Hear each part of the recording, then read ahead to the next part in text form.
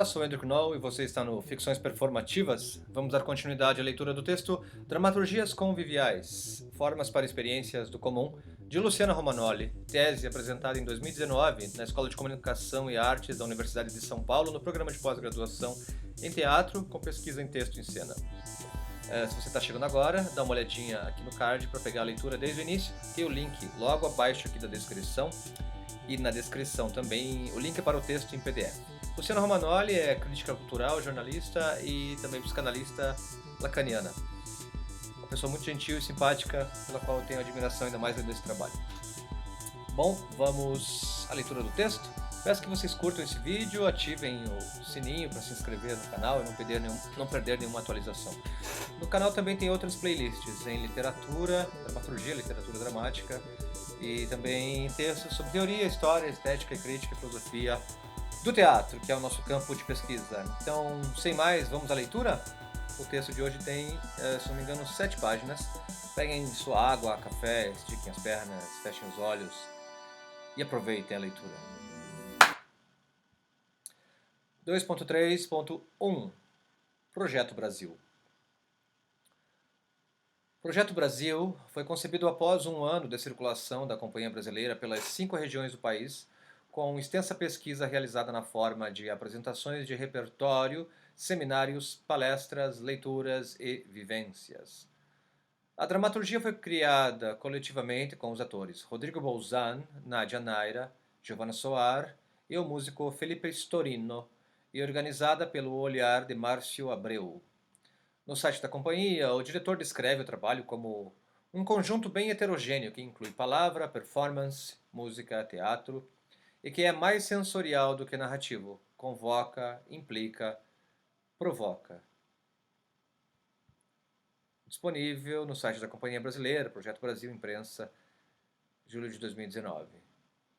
Como composição de discursos em desmoronamento que desestabilizam os sentidos construídos sobre o Brasil, mais do que um retrato do país, a obra se configura como uma resposta estética que o apreende pela via negativa, pelo avesso dos clichês, e entrega um projeto de país, uma projeção fragmentada, incompleta, inacabada, que talvez possa emergir das ruínas de outro projeto, um projeto nacionalista malogrado. De modo que a abordagem de questões atuais opera não por adesão, mas dissociação. Assim, abre-se como palco palanque para as palavras de José Mujica, ex-presidente uruguaio, e de Cristiane Taubira, ex-ministra da Justiça francesa, palco paisagem do primitivismo e da violência expressos em imagens em movimento. Palco poético onde as palavras se desestabilizam e a língua portuguesa fraqueja no contrassenso dadaísta das letras cantadas por Felipe Storino ou na desintegração e reconstrução de sentidos pela voz de Rodrigo Bolzan. Formalizações distintas tangenciam uma concepção de país sem nunca representá-lo. Os 16 discursos verbais e não verbais, abril 2016, que compõem o espetáculo, contêm posicionamentos marcados frontalmente, o que os distingue de vida e dos textos com os quais a Companhia Brasileira costuma trabalhar. Como Austin, poderíamos dizer que os 16 discursos são 16 atos. As palavras de Projeto Brasil agem no espaço compartilhado por atores e espectadores, tanto quanto o discurso musical trazido por Felipe Storino, ou os discursos imagéticos e corporais vários. Todos esses discursos atos se contrapõem, gerando atritos e complementaridade entre si, entre as palavras e os movimentos, entre o palco e a plateia, e transformam os corpos dos atores e dos espectadores despertos para o encontro com suas demandas de tolerância, disponibilidade e senso crítico. O sentido da escuta é reforçado pelo modo como os atores e atrizes dirigem-se aos espectadores como um convite constante a estarem juntos. A primeira cena já traz esse propósito deliberado de incluir atores e espectadores em uma situação de convívio e prepara para uma abertura maior à afetação mútua. Parágrafo 1. Guitarra, vários microfones. Uma guitarra, vários microfones. 4 pessoas estão ali. Vestem preto. Bebem cachaça. Cantam canções brasileiras. Inventam canções. Incluem as pessoas do público que chega. Oferecem cachaça. Cruzam de maneira incomum o espaço da plateia. Circulam por entre as pessoas e as poltronas. Ocupam o palco sugerindo marcas e imagens que voltarão durante a peça. Convivem. O tempo varia na dinâmica do espaço, das pessoas e da situação. Nessas ações reside um movimento de instaurar uma situação que abranja o território estético ficcional do palco e o terreno social real do público, embora essas duas dimensões se contaminem, criando uma zona liminar. Situação que, conforme vimos anteriormente, supõe um momento de reflexão compartilhada e no tempo presente sobre o que está ocorrendo e apela ao interlocutor da obra para propor-lhe um campo de discussão sobre um projeto artístico e social, como em Cornago 2016. Temos novamente a oferta de bebida alcoólica como hábito de socialização, que culturalmente derruba algumas barreiras de inibição. Um recurso que tem se tornado extremamente comum em práticas teatrais que busquem qualquer forma de aproximação com a plateia, podendo reduzir-se a uma estratégia fácil para angariar simpatia em trabalhos que não apresentem uma elaboração mais cuidadosa dessa relação entre artistas e espectadores, o que o coloca sob o risco de automatizar-se, esvaziado de sentido e efetividade. Como espectadora em Projeto Brasil, entretanto, esse risco é ultrapassado quando se faz a relação não somente da cachaça como ícone de brasilidade, mas do efeito de dormência provocado pela cachaça de jambu sobre as línguas com as desestabilizações do discurso urdidas na dramaturgia. O espaço, diferentemente de todos os espetáculos analisados até aqui, é o da relação frontal palco-plateia, como instâncias separadas, mas cuja cisão será profanada pela circulação dos atores entre os espectadores e suas poltronas. O texto publicado da peça registra as orientações de incluir os espectadores e conviver, assim como a necessária maleabilidade da duração desse convívio de acordo com fatores que oscilam a cada apresentação, especificidades relativas ao espaço, à composição do público e ao contexto. A rubrica da cena seguinte, novamente, é explícita em relação ao pensamento dramatúrgico do convívio. Aspas. Um homem, imerso na situação de convívio da cena anterior, toma a palavra para si em meio ao público. Ao iniciar seu discurso, construído como um deslizamento de sentidos que ruma para o absurdo do anúncio de que ele irá dizer, no início, algo que vem depois do fim e que deve ser esquecido, Bolzano nomeia os espectadores, vocês, e verbaliza o pacto dessa relação convivial, aspas. Primeiro, eu gostaria de agradecer a chance que eu recebi de estar aqui diante de vocês. Porque sem vocês eu faria da mesma maneira, mas eu quero fazer diante de vocês, com vocês, para vocês. Esse reconhecimento da alteridade é característico das dramaturgias de Márcio Abreu, com distintas gradações de interpelação da plateia. Do título de Isso Te Interessa? A pergunta de Rodrigo Ferrarini em Vida. Estamos aqui, não estamos? E implica o espectador na dramaturgia que se constrói com ele deliberadamente. Poderia ser feito sem, mas é uma escolha, um desejo, um querer fazer com para o espectador. A cena discurso 3 reverbera a anterior como uma remixagem desconstrutiva da frase Eu gostaria de agradecer, agora com Giovanna Soar, que segue tentando falar e segue caindo. Se considerarmos a articulação dramatúrgica, podemos pensar que ela e as anteriores preparam para a escuta mais minuciosa, menos presa às significações das palavras somente, mas à sua sensorialidade, materialidade, presença, e às suas falhas, impotências, deslizes, perdas. Chegamos assim à quarta cena discurso, que se constitui como o momento de convívio teatral mais radical entre atores e público em Projeto Brasil, ou qualquer outra peça de Márcio Abreu até então. Embora seja de nosso interesse contextualizá-la no espetáculo para a compreensão das articulações dramatúrgicas feitas, essa cena permite uma abordagem específica, porque nasceu como performance, antes da maior parte do material restante, e foi apresentada independentemente sob o título Taubira, por Rodrigo Bolzan e Nadia Naira, no Festival de Cenas Curtas do Galpão Seniorto em 2013. O festival aconteceu no Galpão Seniorto, em um espaço de palco baixo e plateia em formato de auditório, com cenas de 15 minutos apresentadas uma após a outra. Ainda durante a apresentação das cenas anteriores, os dois atores da companhia brasileira transitavam por entre os espectadores, assumindo a dupla função agir e observar, algo que seria retomado no início de Projeto Brasil.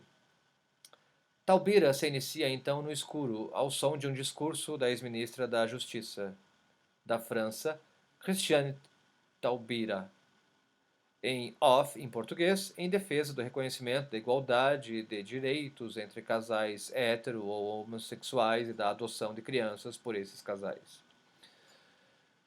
Bom, talvez a pronúncia, se ela for francesa, seja Christiane Taubira. Não sei. Quando as luzes se acendem, Nadia e Rodrigo ocupam o centro da cena, em pé, com roupas cotidianas. Eles permanecem parados a escutar o discurso e olhar os espectadores. Depois se aproximam e começam a se beijar longamente. Conforme observa a crítica Soraya Beluzzi, 2013, não há representação nem ilustração, mas um ato, o beijo entre uma mulher e um homem, que sintetiza a heteronormatividade com sua permissão à manifestação do desejo somente entre determinados corpos, a qual responde o discurso de Taubira.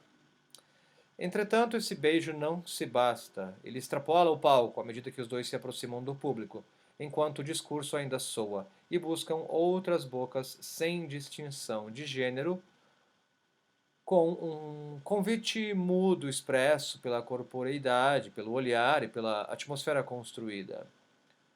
Dessa maneira, o beijo vai se transformando aos poucos de ação excludente em ação coletiva, em ato de protesto, em voto de assembleia, em direito conquistado, em sintonia entre retórica e atitude, em convívio e afetação, como diz Beluzzi em 2013. Conforme observa a crítica Daniele Ávila Small, nota 144. A crítica dela se inscreve no campo de discussão da relação da cena teatral com o real, o que tem sido tema intensamente debatido por pesquisadoras como Erika Fischer-Licht, Silvia Fernandes, Júlia Guimarães, entre outras, mas não é o foco desta tese. Retomando. Conforme observa a crítica Daniele Ávila Small, a cena demanda o depoimento dos artistas, não no sentido estrito do relato ou do testemunho, mas uma expressão do seu pensamento no corpo e na presença, uma materialização da sua identidade como artista. À frente de todas as demandas técnicas do trabalho atorial, a cena convoca o artista que se coloca diante do mundo a partir de suas escolhas. Small, 2013. Essa implicação do ator para além de construções ficcionais por seu posicionamento no mundo é semelhante a que a cena demanda do espectador. Nesse sentido, Daniele destaca, na situação construída, a possibilidade da instauração de uma sensação de habitar um comum e a interpelação do espectador presente a tomar parte dos discursos e das interpretações dessa esfera pública. Com delicadeza, mas com ímpeto, a interação física com a plateia nos traz para o momento presente, para a dimensão concreta do convívio e nos chama para a responsabilidade. Diante de questões como as que estão sendo debatidas, podemos mesmo ficar só ouvindo? O sentimento de pertencimento, a sensação de habitar um mundo comum, tem um apelo à presença do espectador. Um aspecto interessante desse teatro é a forma como o espectador é convidado a entrar, a fazer parte da construção de uma escrita que também é uma leitura de um mundo, uma leitura de um mundo em comum. Small, 2013. A performance Taubira compôs o espetáculo Projeto Brasil, com poucas alterações, como figurino, agora todo preto e formal, camisas e vestidos de festa, e o cenário composto de uma parede curva ao fundo e de um sobrepalco circular giratório, além das transformações que a mudança de contexto infligem. A versão perpetuada no texto, publicado em livro, descreve a cena, o quarto discurso, como uma ação de escuta, de observação da escuta e de beijo realizada por cada um e por todos, ao que acrescentaríamos a observação do beijo, a observação do convite ao beijo e de seu consentimento ou recusa. Parágrafo. Um homem e uma mulher, lado a lado, no fundo do sobrepalco circular, corpos imóveis na iminência do movimento. Eles ouvem suas vozes em off, nós os vemos ouvindo suas vozes em off, nós ouvimos suas vozes em off. Todos ouvimos, eles se deslocam, sempre na iminência de algo. Eles ouvem, nós ouvimos, nós os vemos ouvindo suas vozes e se deslocando em nossa direção. Eles se beijam, longamente eles nos beijam, cada um beija, todos beijam. Ou melhor, todos são convidados a beijar. Durante o beijo ouvimos a canção Democrança, Democrança, de Maíra Andrade, abril 2016.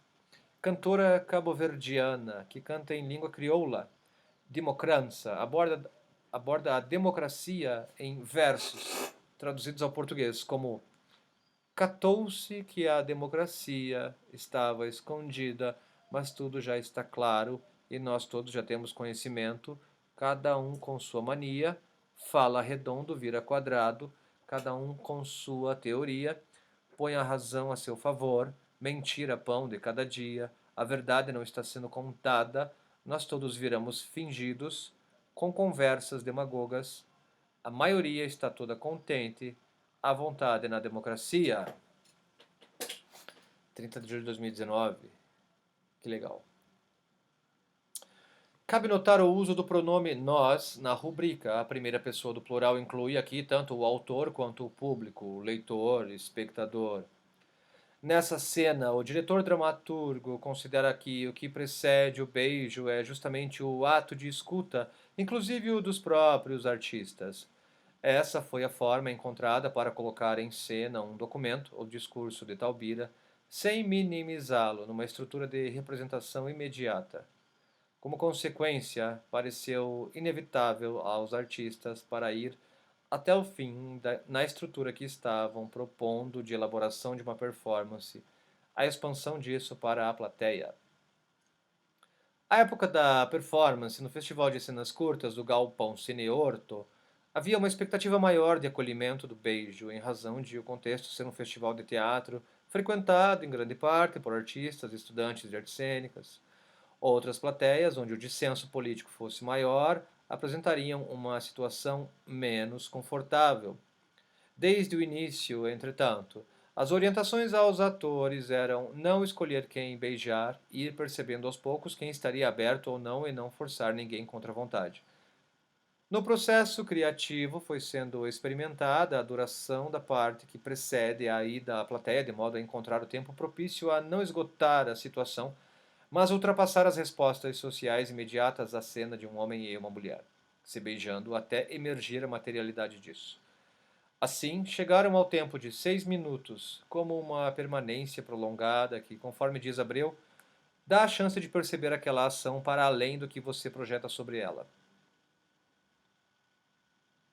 Me faz lembrar o trabalho de Ciane Fernandes sobre Pina Bausch, falando sobre repetição e transformação. Retomando. Já durante a temporada, houve apresentações em que outros integrantes da companhia brasileira, músico e técnicos, passaram a entrar em cena e avançar sobre a plateia para beijar espectadores também. O relato de Abreu sobre essas situações contribui para a compreensão da articulação dramatúrgica entre discurso, imagem e ato pretendida. Parágrafo. Teve um momento em que o Felipe Storino começou a beijar as pessoas. Ele não estava em cena, mas ele vinha de um jeito totalmente invasivo porque não estava beijando. Até hoje tenho dúvida da vinda do Storino. Em Curitiba, em 2 apresentações que eu não fui, estavam vindo o Fernando Marés, a Elisa Ribeiro, a técnica, o Henrique Linhares, e falei: não é isso, porque a ação parte de uma imagem. Ela é o desdobramento de uma imagem de escuta, de uma perspectiva de entendimento a partir de um discurso. Não é vamos todo mundo se beijar agora. Pode ser isso, mas aconteceu inúmeras vezes, mas teve outras inúmeras vezes em que isso não aconteceu mesmo. Abril 2019. Portanto, os propósitos do ato coletivizado de beijar são inseparáveis do discurso ouvido. para além de qualquer ingenuidade romântica ou mero erotismo, embora este também se faça presente, intensificando a dimensão sensual da relação entre corpos em presença que ocorre no convívio teatral, justamente aquela historicamente combatida por querelas moralizadoras. Dispor-se ao beijo no atravessamento palco-plateia, como espectador ou ator, é uma ruptura com fronteiras físicas de intimidade convencionadas para essas posições. O que se tem é a proposição ao espectador de um beijo político que contrarie o biopoder, Foucault, 98, que disciplina corpos à norma sexual. Há, nessa concretização do discurso em ato compartilhado, um gesto que avança para além da retórica, até uma experiência psicofísica que se constitua numa afetação produtora de outra ordem de saber. Para alguns, uma experiência desmitificadora do beijo entre as pessoas do mesmo sexo. Para outros, a efetivação de uma insurgência contra a heteronormatização, um manifesto político de apoio à igualdade de direitos, independente de orientação sexual. Beijos que atestam a naturalidade do encontro entre duas bocas quaisquer e, sobretudo, o direito de duas bocas quaisquer, de dois corpos quaisquer e de dois sujeitos quaisquer, a relação amorosa e a instituição laica do casamento. Com um contraponto crucial, mais do que a adesão à participação, o que entra em jogo é o consentimento. Ficamos por aqui. No próximo vídeo, corpos vulneráveis. Se gostaram, curtam o vídeo, compartilhem, deem um alô. Deixe alguma pergunta, algum comentário. Vamos ativar, intensificar a nossa interação? Que tal? Um grande abraço a você. Bom carnaval.